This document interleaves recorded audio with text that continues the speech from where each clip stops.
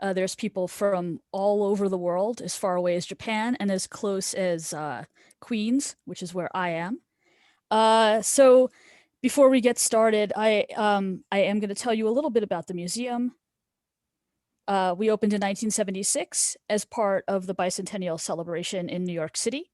We became the New York Transit Museum in the 1980s, and we are located in a decommissioned IND, that's Independent Subway Station in beautiful downtown Brooklyn. We also have a gallery and shop in Grand Central Terminal. We have programs for all ages, and we serve over 500,000 visitors a year.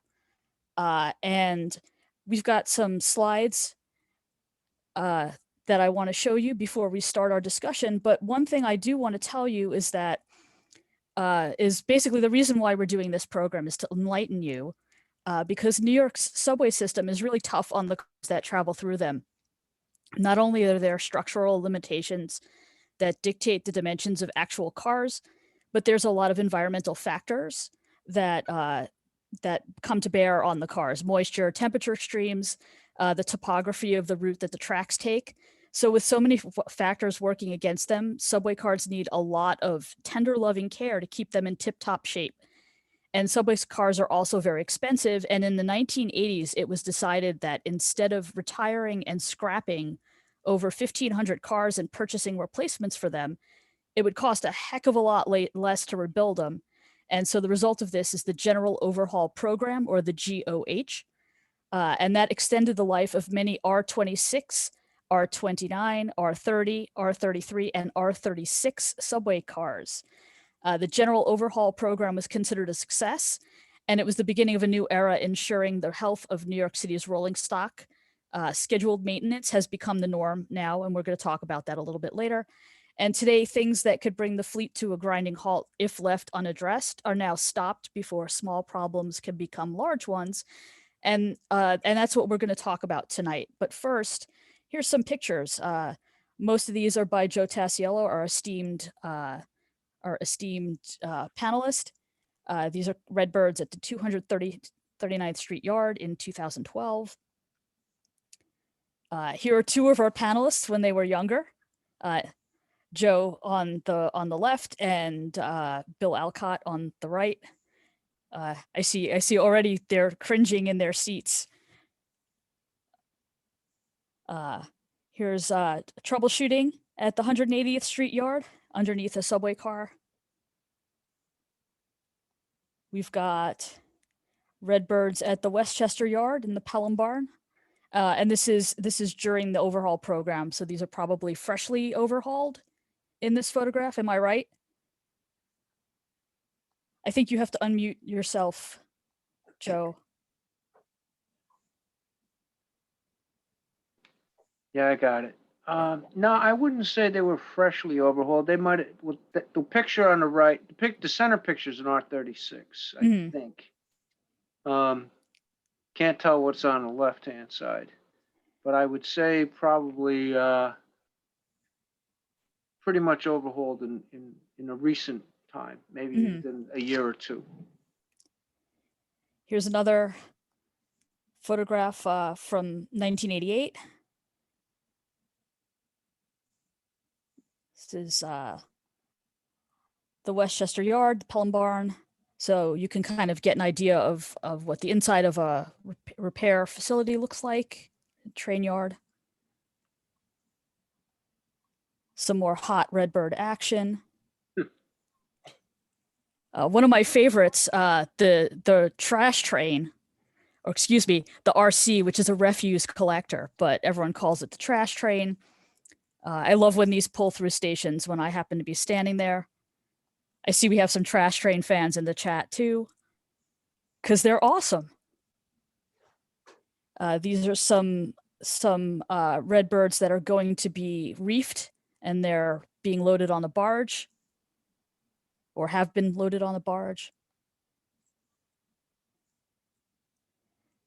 Another photograph from this day, a rare picture of Bill Wall in the wild.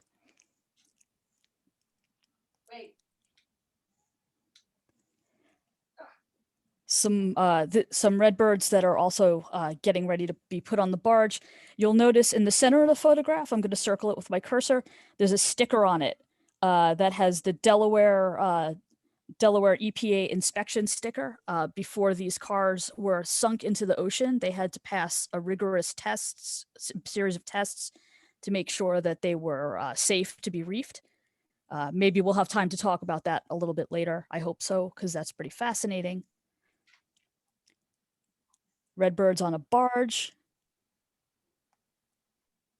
More Redbirds on a barge. And this photograph and the next one, you can see some messages that have been written by train crews and other assorted workers saying goodbye to the Redbirds. People have a really emotional response to these cars because they ran for so long. They became a symbol of New York, pretty much. When you think of New York subway, more often than not, the car that you're going to think of is a Redbird, which is pretty great. It's really nice to think of a machine that has some kind of personality like this. Subway Series cars getting ready to go under the sea. Some more messages, and you could see, goodbye to an old friend. I can't say because I never worked on the cars, but I guess the people who worked on these cars thought of them as friends. You guys can, on the panel, can enlighten our listeners about that. Hoisted, getting ready to go on the barge.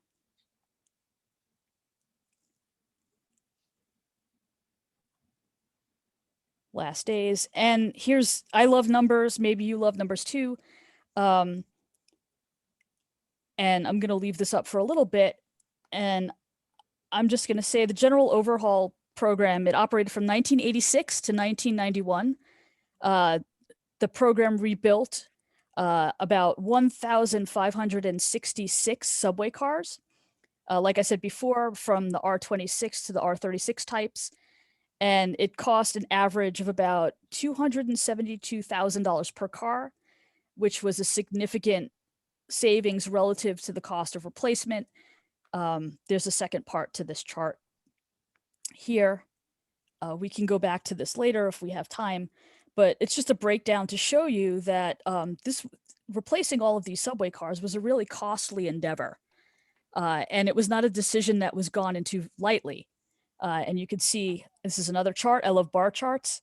You can see these were the costs here of how much it would cost to replace each car in each respective fleet. So this is the BMT IND replacement cost.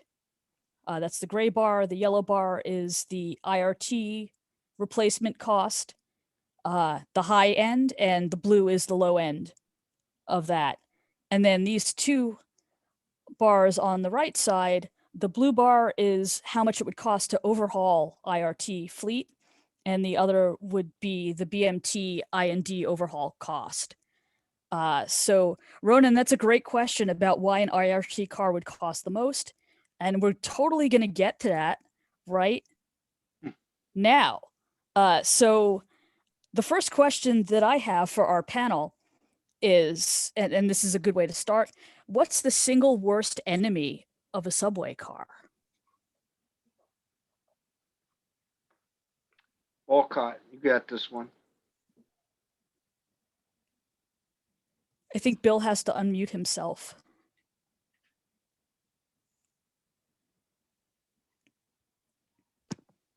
Can you hear me now? Yes. Okay, that's an easy question. Generally, we have poor maintenance if you don't keep on top of things. Corrosion is the big item, along with stress in our metals. So one or two of those items, and you start seeing trouble, especially when it comes to corrosion and stress. Do you other gentlemen have anything more to add? The stress that Bill is referring to is actually the intense passenger loadings we get on cars. Because if you think about it, you're putting how many hundreds of thousands of pounds of people in a train on the average day. And as the cars are going through the tunnels, they twist. And they'll get a belly in the middle, and then they'll relax when they unload. So there's constant forces all throughout the train, along with vibrations. And all of these different car classes are made of different types of steel, right? Like there were some that were made of core 10, and then there were some that were made of a different kind of steel, correct? So they kind of torque at different rates and Well, they've Yes. certainly made improvements in the steel quality over the years. And, as evidenced by the stainless steel cars we have now, it's different configuration on the design of the bottom of the car, also the floor. So, yeah. The cars we have now are a hybrid of high tensile steel and stainless steel. So there are some reactions, especially with stress today, not so much with corrosion. So we do find cracks because the steel we're using is hard, and it's not as ductile as the previous mild steels that we use on the old cars. mhm. So it's a kind of a trade-off then. So longevity for Well, they try to, for energy conservation, go to lighter cars. mhm. So lighter cars means you have to go with thinner metal. Thinner metal means you need stronger metal. But the trade-off is it's stronger, but it can develop cracks from work hardening. That's from twisting. It's like when you go to break a wire coat hanger. You keep bending it, and then after a while of flexing, it gets hot, and then it just breaks. So basically, that's what happens. Not that a train is a big coat hanger, Bill, but I think what we looked at in the Redbirds was probably the best material that they could possibly have put into it at the time. But I could have spent a few more bucks, I guess, and did something like a 32. It was a completely different Yeah, the material. 32s, that's all stainless steel throughout. That's why it's still going. They had excellent steel, stainless that is. Yeah, more than 50 years they've been rolling, so that's pretty great. Very well built car, and I think they have them running. Bud made some cars for the Canadian market. I think they're 10 years older than the 32s, and they're still running up in Canada. So it's not like So you've got these issues that are affecting the cars. You've got the weather, and it's realized in the late 1970s that something has to be done about these cars because they're going to be really expensive to replace. But rebuilding them is a big gargantuan job. So maybe if you guys can maybe walk through a little bit of the decision-making process, like when the decision was made to overhaul the cars that eventually became the Redbirds that we're talking about today. What were some of the key things that needed to be modernized in order to make this a successful overhaul program? when we went over the the beginnings of this, Kendra, we came up with some ideas, and I've been thinking about this for about a week now. But from my standpoint out in the barn, one of the big improvements was the train line cables when they went away from the greenfield, which was wired car to car, and we went to cannon plugs in between. You could, from a troubleshooting standpoint, you could break the cars in half and look at one side, then look at the other when you were making repairs or trying to find a problem. Otherwise, you went to an R36, you had to go into junction boxes. It was really dirty and it was really cumbersome. But that's just from a maintenance standpoint and a troubleshooting standpoint. It was a great improvement. And Bill, Bob, you got a probably good idea on this too, Billy. Yeah, well, you had, when we started doing the cars, one of the biggest things we were doing, new brake systems, uh, propulsion upgrades, uh, PA systems. We did some upgrades on them and, also, some cars had air conditioning added. A lot of the work was done on the Redbirds, pre-overhaul also, just to get things, up and going. And, they had programs, door programs, AC programs, PA Yeah. programs. And if those jobs could get done in the barns, that's when they did them, in the barns. 'Cause the overhaul shop was busy.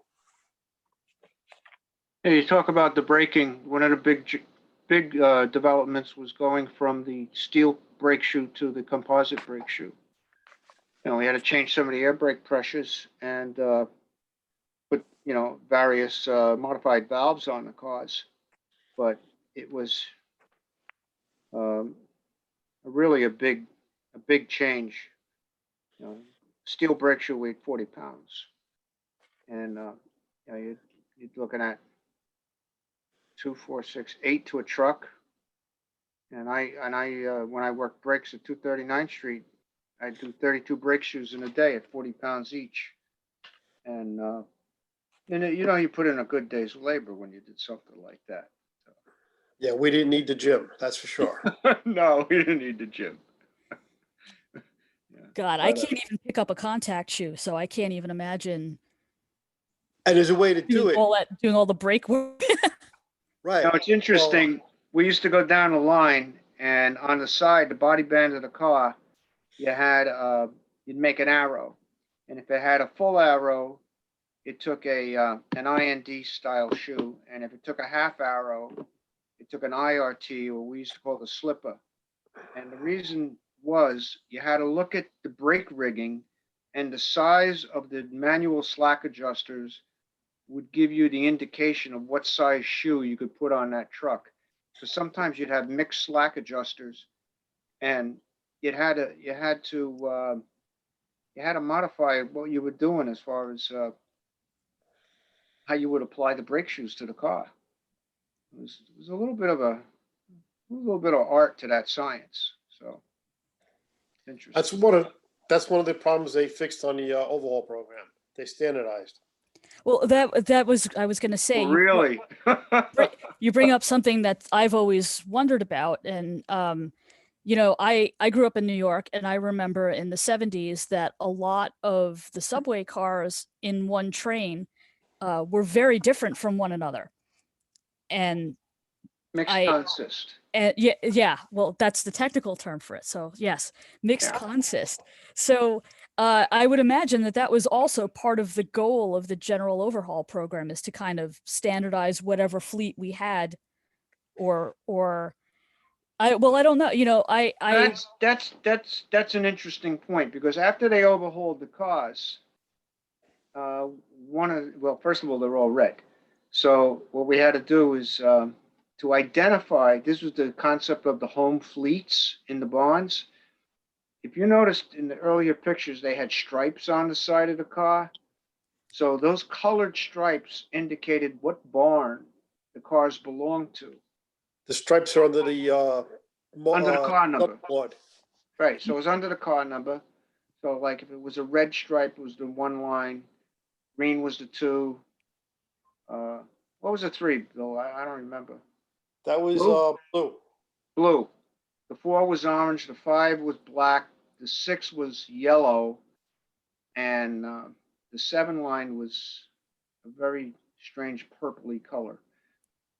And this way, like when the cars went to the yard, like the big yards, like 27th Street or Coney Island, the yard master could look through his binoculars. He could figure out which consists belonged to where they had to go, so they could send the crews out there. Sometimes they had to cut cars, add cars to make up consists to get them back to their home barns.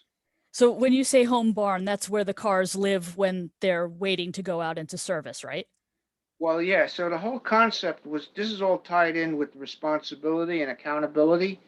The concept was get them back to the home barns, get them back actually to the same people that inspected the cars, so that the whole team inspection team concept came into being. And before that, it was like you worked the discipline. So if you were a brake man, you did brakes all the time Hmm. on all the cars. If you were an air brake man, you worked out of the air brake gang. If you worked, electric down, electric up, the whole idea of going to the teams was to give some level of ownership and responsibility and accountability to the individual car inspectors.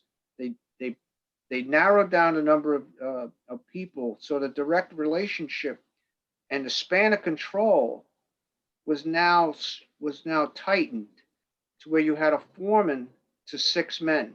It's the tightest span of control of anywhere in the transit authority was in Division of Car Equipment on the inspection line.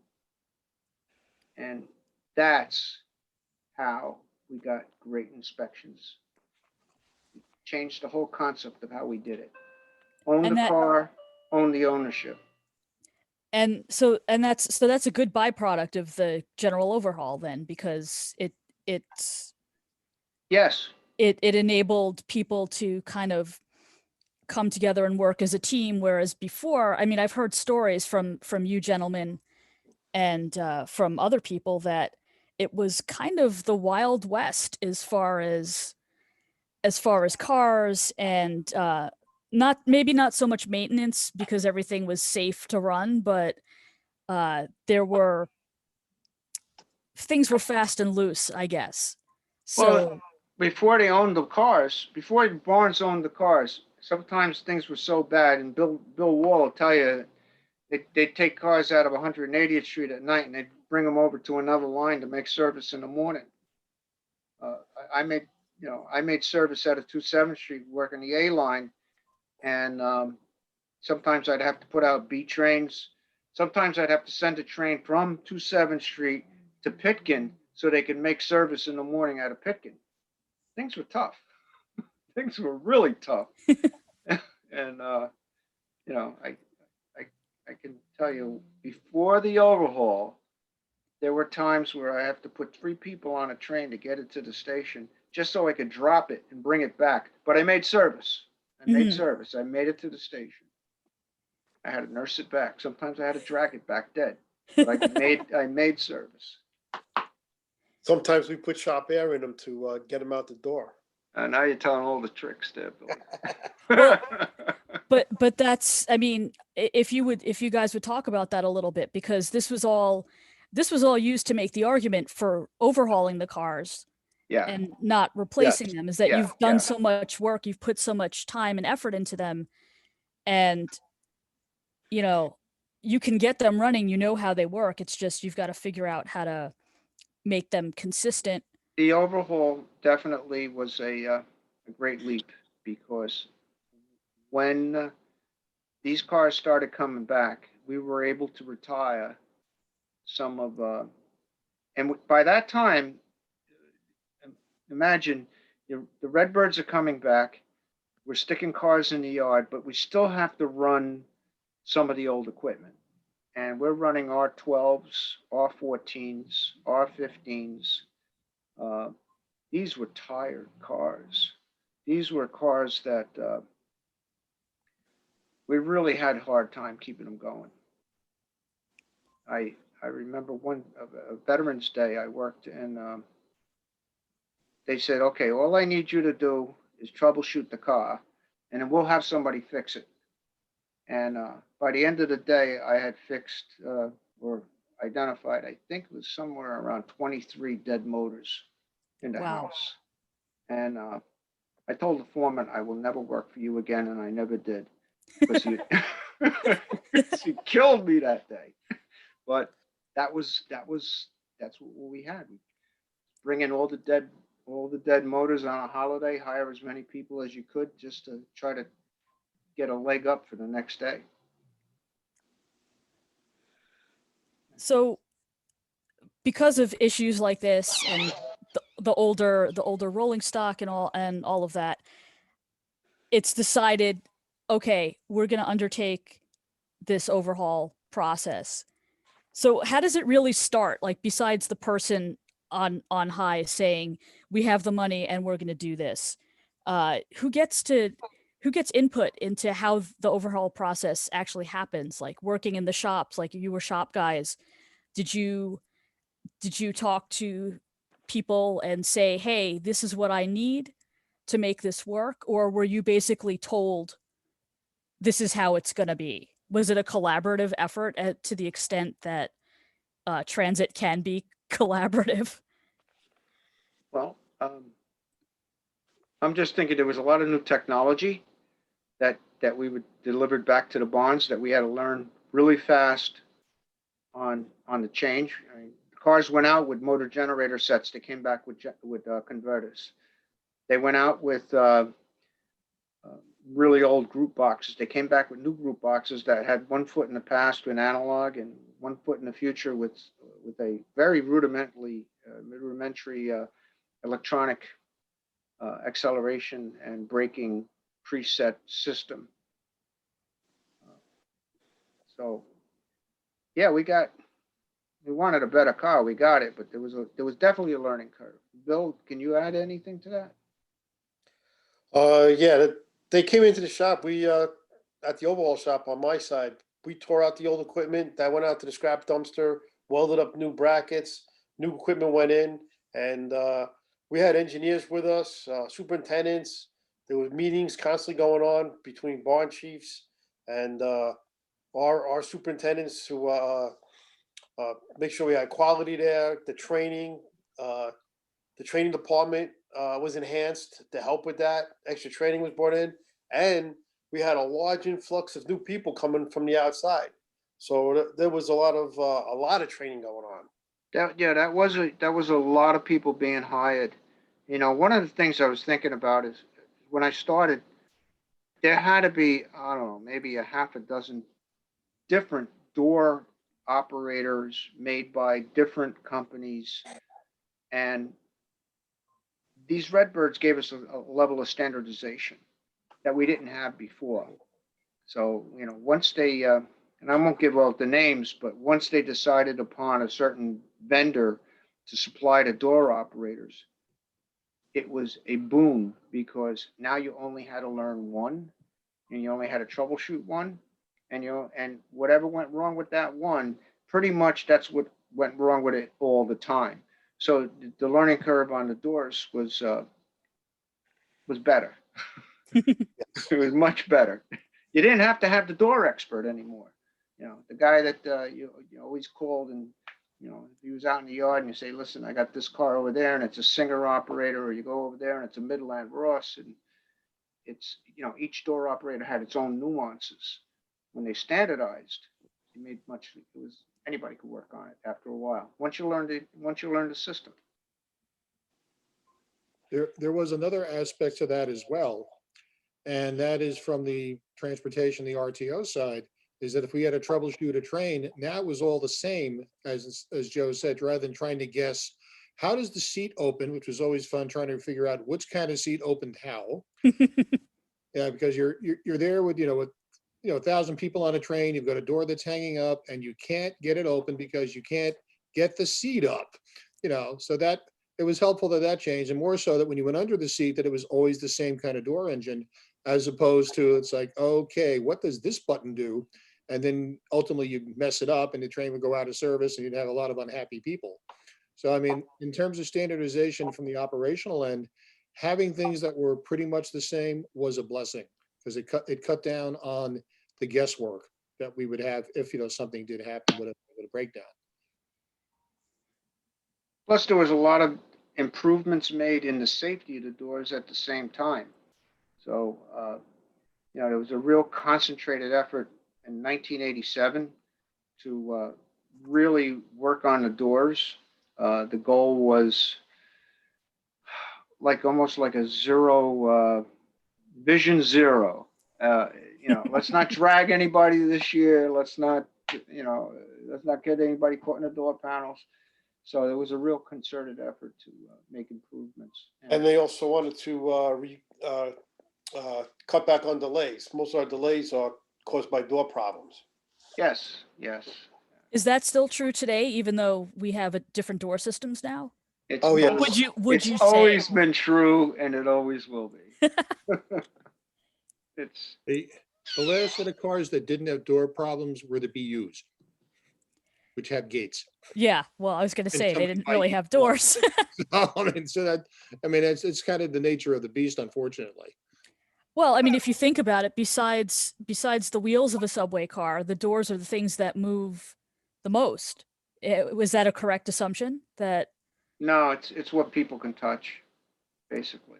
mm, It's doors themselves don't normally break unless they're pushed back really hard or you know, Shoulder always- butted.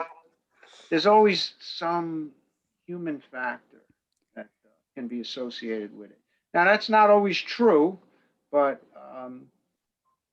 because with good maintenance, you make sure that all your connecting rods and all your hangers and all that other stuff that goes with it are in good shape and well greased, but or lubricated, I should say. But you know, and it's endemic to this. It's endemic to our industry. You know, no we have a matter who. question in the chat and asking about if you would explain how the door technology has changed and what makes them break. So you kind of addressed that a little bit because people are touching them. People are sticking their umbrellas in them and keeping them from closing properly. But is there something else? Like I know I have been made to understand that the doors are operated by computers now in some ways. Like they still have physical, but like the real controls are computers. Is that wrong? Yeah, microprocessors. Microprocessors. And they still have the same causes and failures as the early doors, generally debris in the lower tracks, broken mechanisms from vandalism, or sometimes you just wind up with switches. There's a lot of safety switches, and a switch will break. So, And that's a good point because we added safety switches in to enhance the safety of the door system.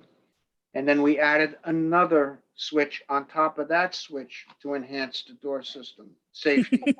So, and then we changed the nose rubbers. So you have like a tongue and groove type door nose rubber now that solidly, goes in like this and locks in, locking door nose rubbers. So there's been a number of improvements, but you bring up a good point. Somebody sticks their umbrella in there, and maybe they don't even know it. Maybe the train is so crowded that they get on and they're at the door panel opening and it closes behind them, and you know what? Maybe the hem of their coat is caught in there, and now you got a hanging guard light or a hanging fault light. Backpacks. Yeah, yeah. So then the conductor, he tries to overcome it. It really doesn't work that well because nobody's moving. So now he's got to get out of the car and he's got to walk down the platform and he's got to try to figure this one out. So, and then hence you have a delay to service. Yeah. So anything, doors are very, they're the most complicated, one of the more complicated systems on a car. the other thing that would affect them was weather. We would get ice on the threshold plates in the winter, and that would cause problems. We used to put alcohol on them at the station, at the terminal, help them make it to the other end without a problem. Now we have heaters, so the threshold plates have heating elements in them. Yeah. Sometimes we'd set the cars on fire in the yard. Just to warm them up in the wintertime, we started like build a little fire under the air brake unit so it would dry out enough that we could get up to the station. See, that's the kind of stuff people want to hear. So if you want to talk about stuff like that, that's great. I mean, I know in the commuter rail, they have to sometimes in the winter set the tracks on fire to melt ice and make it. So how much in the battle days, how much of that was actually going on? Well, before they put the newer style air compressor system in, which is the compressor itself really hasn't changed much in design since like the 1900s as far as its functionality. Hmm.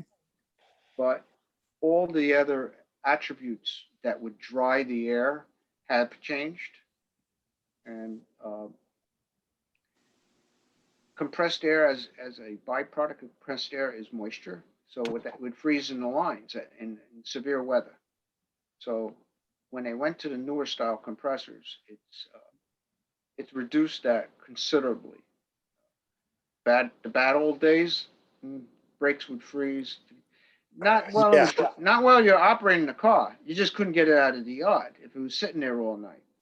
That was the Or problem. I was working Woodlawn in '93, and was it New Year's Day? We had it warmed up to 5 degrees.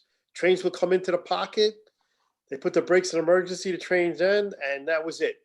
That's it. Train froze. Yeah. So that was a rough winter.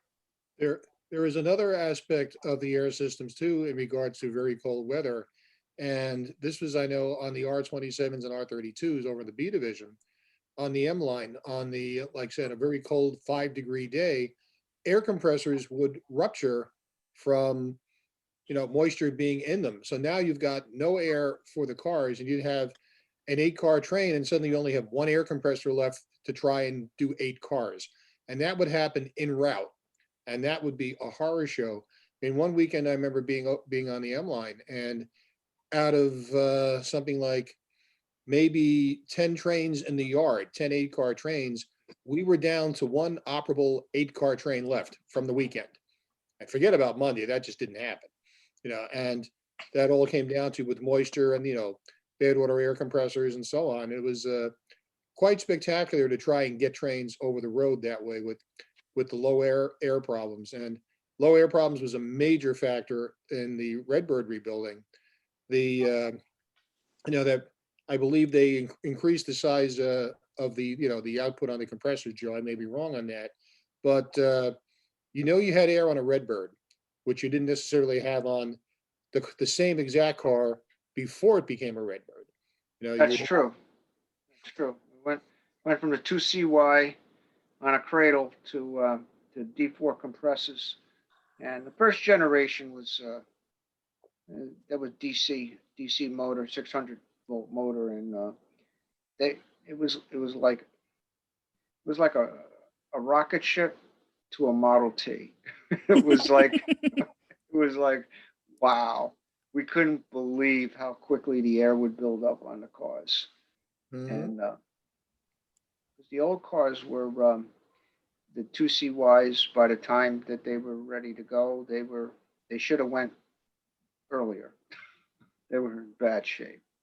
Hey, Joe, remember the days for cold weather duty? Yes, Billy. 239th Street, 4 a.m., trying to get flat bottoms alive enough that I could get them out of the yard off of, I don't know, what was that, maybe 35, 36 track. And half of them were dead. You have to climb underneath, reset, and then try to, work the brakes to get them to release enough. Take a big hammer, beat on the rigging until it would unfreeze. Yeah, that was a lot of fun. Blood money. For everyone that doesn't know, a flat bottom is the group box, and it's a style. It has a roll-off door that's on the bottom, and there's about 8 inches to get under there between the tie and the box. So Joe always got stuck with that because he was the skinniest guy in the shop. Ah, I see. So you had the hardship post because you were in shape. I didn't care. I was making a lot of money. I really didn't care. So you were talking before, Bill Wall, about being on the road and having these cars that could be dogs some of the time. So after the overhaul, you're getting cars that are more reliable than the previous train sets that you would have. So I would imagine you'd have to develop a whole other skill set for troubleshooting these newer cars, and maybe storing away that old knowledge of getting the dog cars out of the yard and maybe just like crossing your fingers and praying that you get to the end of your run. You didn't have to do that as much anymore. No, actually, what happened was it's in some ways it was very much like a military kind of thing. If you've been in battles, if you've been in war, you've already learned many lessons that aren't necessarily taught in school. And your sharpness is always like right on edge, and you're going in expecting problems to happen on a regular basis. When the GOH cars came out and the new cars came out, within a year or two, people's senses started getting dulled because you didn't have problems to deal with. And that went on for years. So I mean, in many ways, we lost the troubleshooting edge because there wasn't any trouble to shoot. Well, which on from reliability factor was great. But in terms of knowledge of equipment, some of the knowledge that you used to have just to survive through the day, kind of went away. And new people coming in, who were, trained as train operators and conductors and so on, they didn't have to deal with it, which was really good, in that aspect. But if you've been through the previous environment where every trip was an adventure, it was very, very dull. And we also had to learn, like in transportation, there's always been the thing about trying to be on time. Well, there was a problem with the Redbirds when they first came out with being on time. People were coming in way early because these Running things, hot. Yeah. I mean, really, really early. I mean, they're all going up and down the line, and they're being held constantly. And it was such a treat to have trains that ran fast and stopped. It was like, wow, what a concept! This is how this works, And like you said, it was a real morale lifter in many ways. But at the same time, it was a vast improvement in just the overall working conditions of like not worrying about if you're going to like run out of a station because you're trying to push a train to the limit to try to make up that extra minute here, that extra minute there. And I mean, it became a very placid railroad, but it might be the best way to describe it, in terms of you still had the edge of trying to get from one end of the line to the other, but now you had the means to do it without killing yourself. And that was a big, big changeover.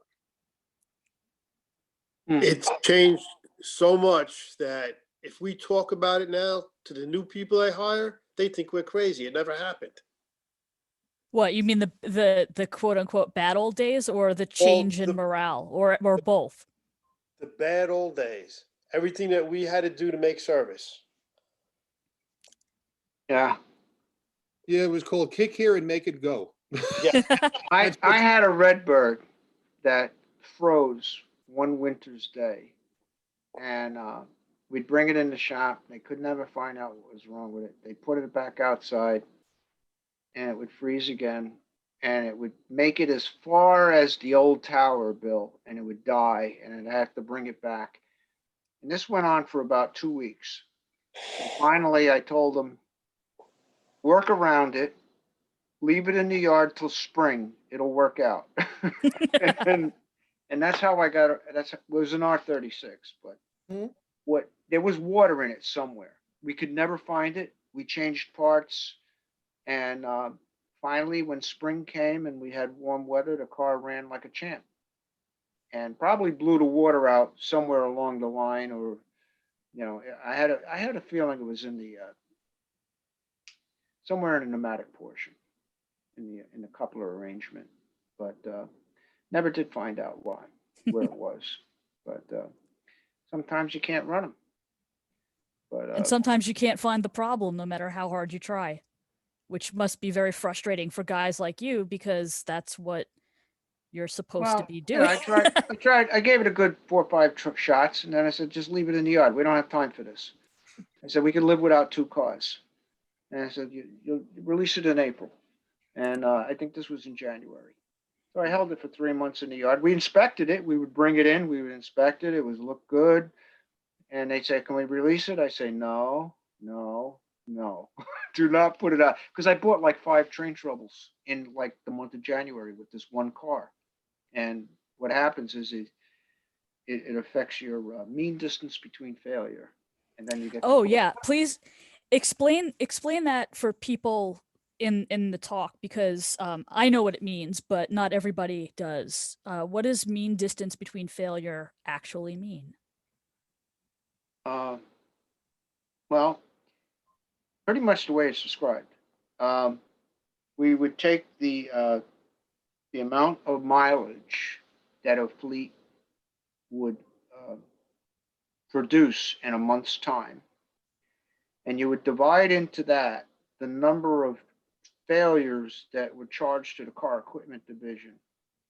And that gave you a round figure of an average of how many miles the car went between failures.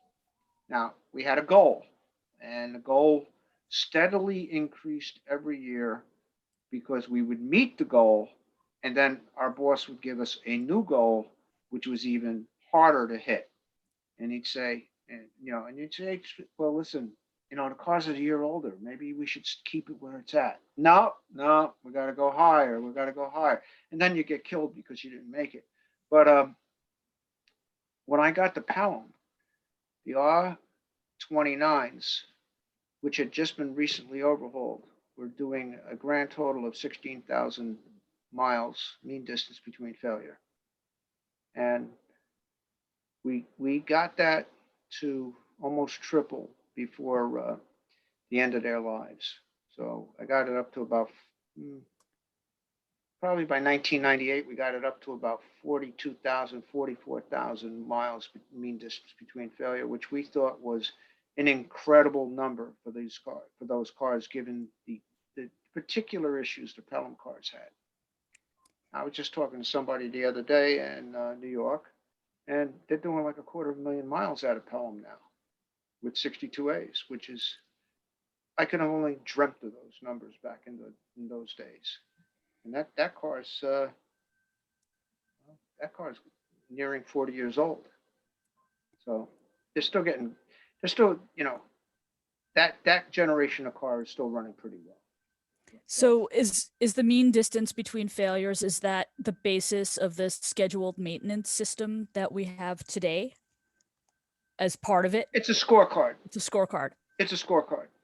That's the best way I can describe it. It's an internal scorecard for division of car equipment. Whereas maybe Rapid Transit might have on-time performance bill or something like that, number of throughputs and things. Yeah, it's, I mean, the whole, as you said, it's a scorecard. It's also a means of determining which car fleets are having problems and which ones you may have to put more resources to, or That's true. or something that's a candidate for a, like, let's wait till spring till it sorts itself out. And and sometimes that is what you have to do. It's called working with what you have. And the phrase I use for it is transit triage. You just kind of take, okay, this is a bum car, let it sit in the yard and it won't bother anybody, and we'll just, do what we have to do to work around it. And if you've owned any kind of mechanical device, like a family car or anything else, you have the good one that you use, and you may have the one in the back that's the spare, and you kind of hesitate about the spare because it's not necessarily what you want it to be. And I just thought of something else though on MDBF, Bill. It's we would break it down by also component. Yeah. So not only did you, let's say the number of failures in that month, you would look at the number of failures and how did they break down by the individual components. So if it was an air brake problem, was the air brake a brake valve? Was the air brake a brake cylinder? If it was a door problem, was it a door motor? Was it a door hanger? Was it a door panel?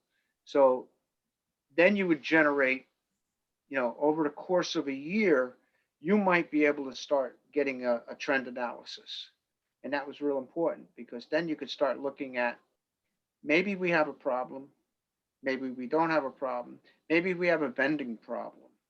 Maybe the parts we're getting from the vendor, the replacement parts have a defect or a shortcoming or something like that. If it was a propulsion problem, is it always the number 3 grid that's burning up? Why is the number 3 grid burning up? Why is the J switch always burning up? And then we could start drilling down from there. So it was a lot of analysis that went in based on failure. I used to say, well, why did that car not fail?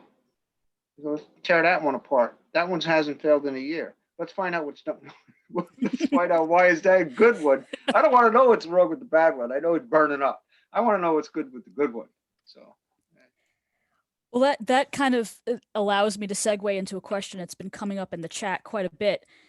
People are very curious about parts during the General Overhaul Program, asking questions along the lines of, did you have to go to the manufacturers to get parts? Did you make deals with them to manufacture parts? Did you manufacture the parts on your own? That's fascinating. That's an easy answer. All the above. All of the above. Yes. No, seriously, we had a lot of items we did in house. A lot of components were changed as new, and we would have what they call drops. So a train would come in, and they would get delivered from the storeroom and dropped right at the car, and 20 guys would get to it.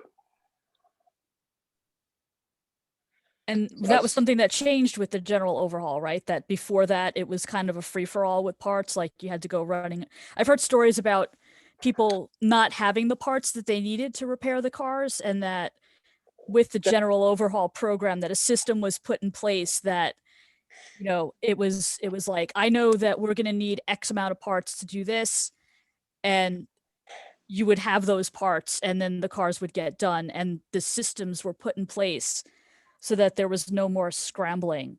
Is that true? Was that just a story that somebody told me when I was working on the Redbird show? Well, No, it's true, and we had a lot of money that was thrown at these cars. So parts were there was a lot of parts. We had spare parts, so it was well thought out. The programs, we had plenty of material. We never really ran out. The you know, from what I recall of the pre-GOH times, parts were often got at 2 o'clock in the morning in a far dark corner of the yard, and some car that was just in the back awaiting like 2 or 3 pieces, and suddenly it now needed like another 20 because it became the donor for other cars so that we could that was just part of the deal. I mean, you know. In the years before camera systems, I would frequently go shopping at the main shop, and 2 o'clock in the morning. I've caught quite a few people. In fact, some of the drivers, they see me now, they run the other way when they come to get parts. I know their pass numbers well. Yeah, well, and I worked at the main shop. Yes. Well, I worked at the barn. And to give you an idea at times how desperate we were to make service and how we didn't have supplies to do so, particularly on the number 6 line, there was an incredible amount of vandalism with what we call door panel glasses.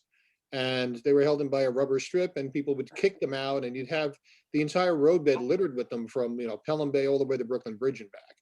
Now, it got so bad at times that of the amount of windows being kicked out of trains, like, you know, particularly on the doors, that we used to go out on a Saturday night with a bunch of floodlights on the front of a train, and we would go out there retrieving whatever glass wasn't shattered from being kicked out and the rubbers that held it in place in order for us to make service on Monday morning. That's how much glass we were using just from vandalism. I actually made those headlight panels that hung on the Yes. Mm-hmm. you know, on the front. You have the pantograph gates. I made Yep. two plywood panels with 3 headlights on either side and hooked them up to a battery coming out of the coupler. So you had 8 lights and lit up the front of the train, and put 2 guys in there with we took 2 mop handles and taped them together with a hook on the end. And they stood on the front of the train, and we did like 2 miles an hour going through the tunnel, and they were hooking rubber off the roadbed and pulling it in like they were catching eels. Yeah. And then we had glass and rubber. Yeah, that's what we would do. I mean, and the nickname of the train was Salvage One. It's the one we christened it because that's what it was. It was out there salvaging parts. That's incredible. I love that. But that's, it was all because of the Bruce Lee movies. Once the Bruce Lee movies came in, and everybody was kung fu and everything. They were kung fu the glass right out of the car. Oh, yeah. That was it. It was kung fu. Oh, you can't blame that on Bruce Lee. Come on. Come Well, on. Just Uh, saying. okay. So it's 7:30, and I think maybe now is the time that we can take some questions from the chat, some more questions from the chat, because I know that we didn't really cover everything that we wanted to cover, but also we can't be here till like 10 o'clock at night, although I would love to do that. So if you guys are open to answering some questions from the chat, someone has asked, what's the best and worst types of cars in terms of breakdowns? Would that be from the Redbird fleet or just in general? I think they mean in general. I can answer that, and this will probably make the car equipment people cringe. The answer is the best kind of train is the one that's maintained, and the worst is the one that's not. What a democratic answer that is. Yeah, but I could talk about the Redbirds, because the Pelham Redbirds were Westinghouse, and they were like unicorns. Yeah. They really were, and they were magical. They really were, but not they were bad magic, and they were very hard to keep running. The General Electrics were much better running car, and than the Pelham cars. They had analog. They had 1 foot in 1950 and 1 foot somewhere in the 1980s, and in that propulsion system, it was the most amazing thing I've ever seen in my life. And you could tell a car. I would be able to sequence a car and have a guy run it up, and I could be standing outside the car, and I could tell what was wrong with it just by the way the magnet valves were whistling in the coupe box. So it took a lot of art, more than anything else, to keep those cars running. What did the magnets sound like? What did they sound like? Can you whistle that for us? Because It would sound like a whistle, like a high-pitched sound, and you'd listen to the magnet valves at the cam controller, and you could almost tell if it was running fast enough or slow enough. And it was a strange arrangement, because they didn't work with interlocks anymore. They worked with an optical sensor. It was the first real optical sensor that came in with the Transit Authority. you mean like a beam of light or something like that? Like, Yeah, it was like an optocoupler, and it was like a slotted disc that ran through a slotted through an electronic board that had a groove cut in it. So it would actually notch the controller by counting the go, no go, whether it was a notch or no notch, and getting those things to run right was well, there's only a handful of guys that could really do it. It was very artful. they were the Pelham Whisperers. Yeah, that was on the R62As. They were on the 29s too. That Pelham too, 29. Yeah, the original 62A cam controlled electro-pneumatic analog electronic controller. Just hearing that said is confusing. Like, You know, it was a nightmare. It was a nightmare. You walk into that shop, and that's all you heard was whistling all day long. Yeah. And I remember rebuilding an air engine, and I told one of the engineers, I said, I need a certain product.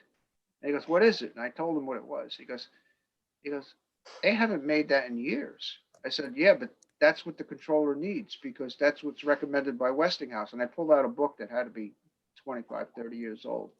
It says, Texaco hasn't made that product in years. He says, you're going to have to use something else. I said, no, you're going to have to find me something else. The lubricant. Yeah, that was a hard thing. 29s. Were hard. Someone else has asked, what is the difference between SMS at the maintenance shops versus the overhaul shops?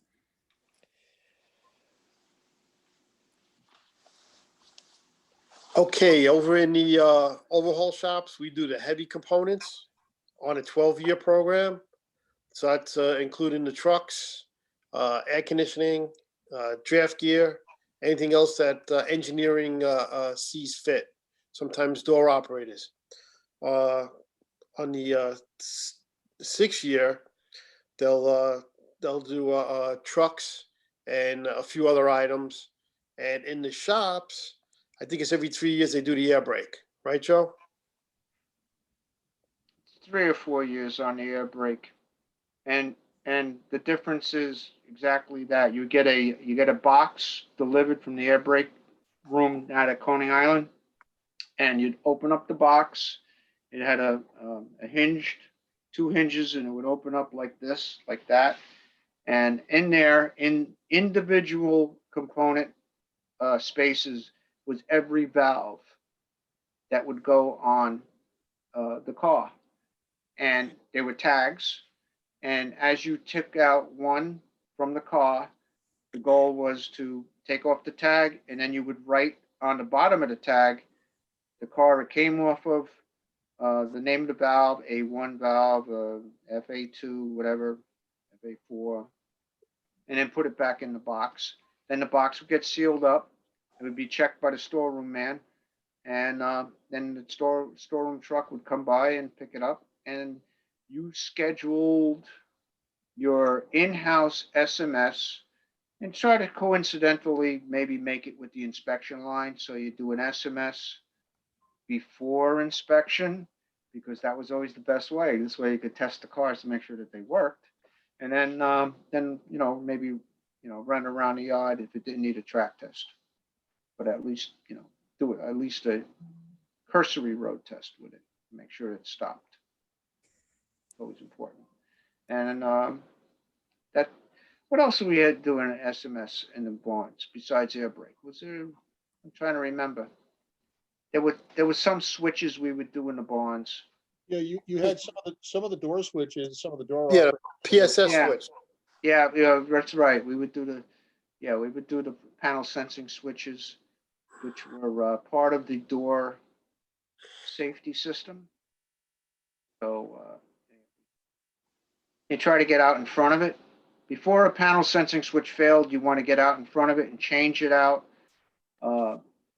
Each switch is probably guaranteed for, I don't know, 10, 15 years from a manufacturer in normal use, but we're talking about New York here, so it's not normal.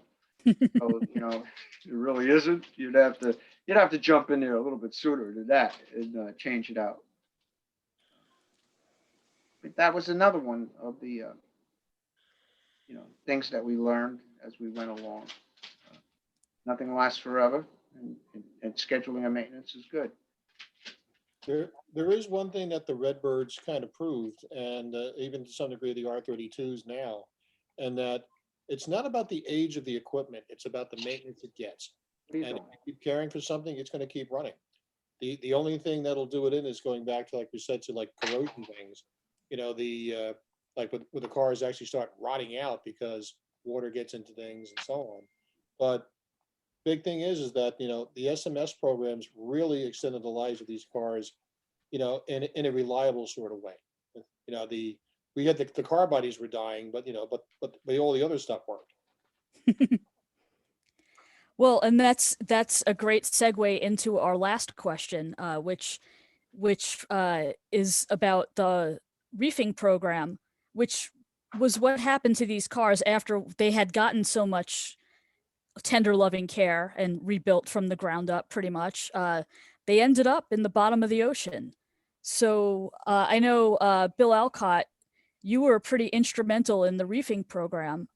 If you can just briefly talk about that, if you want to. I know a lot of people are really interested in it. There's and in the exhibit, there's a lot of information about it, but we didn't talk about it. So Okay, roofing program came about, then president wanted to do something positive because there's not much positive that transit can do.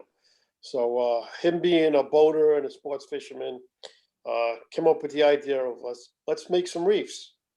So we couldn't sell New York on it. The riverkeeper, Long Island fishermen were against it because it was never done before. but they went down to Delaware and they had reefs that they were building out in the ocean. Showed us pictures of the ocean floor. It's just like one big empty sand desert. And after dropping the first set of Redbirds, fish were showing up instantly. They had places to hide. Weeks later, growth would be on them, so there'd be food. So it was something positive. To get the cars ready, though, was a lot of work. They had to pull the dogs out of the lines, so they got to send us our worst cars first, and we had to strip them. Anything that's floatable had to be removed. So that's plastics, wood, paper, garbage, anything like that. Any lubrication, oil in the pipes, anything like that had to come out. They don't want any oil slicks. So greasing, a total wash, and anything that was inside the car that a diver could get caught on had to come out. So cab doors had to come off, swing panels had to come off the cars. That's and the panels, the windows, the glass, all that had to come out. So it was actually a great program and brought a lot of sport fishing to people and also helped commercial fishing. They did have problems with one set of cars that we put out there, the R32, 38s and 42s. They have steel ribs on the inside, and the sheet metal would break away from the steel ribs and start migrating from the wreck site. So those cars were off New Jersey. They stopped the program because of it. I know, Bill, one of the major advances they made in the process was when we took off the draft gear, somebody came up with the idea to put a bar in between the door opening from car to car, and then using a pin where the tail pins went, just pinning it so that we actually recreated a drawbar scenario, but up on top, so that we can move more than 2 cars at a time out of the yard into the yard. That was I designed that with Benny Thomas. Benny Thomas. Yes, I remember Benny. We had straight bars for the cars in between, and we had a drop for the front to use on our locomotives. Yes. And we wound up making extras to use them in case we had derailments or wrecks. If you lost a coupler, then we could still pull a car out instead of using the old method of cables and tires.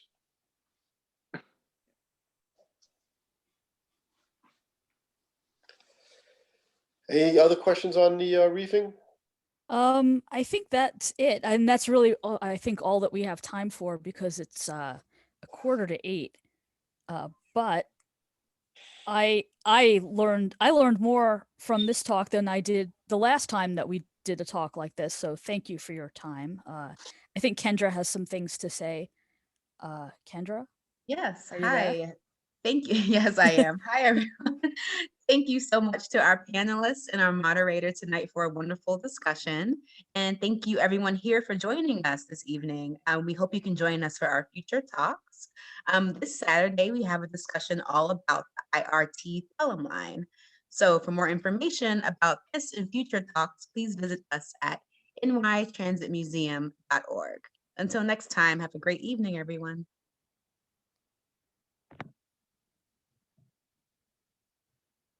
All right. I guess goodbye. Thanks, see you, gentlemen. I got a poodle attack here. I can't help it. I've got a golden who's watching. So Oh, it's so cute. Yeah, this is Fozzie Bear. That's his name.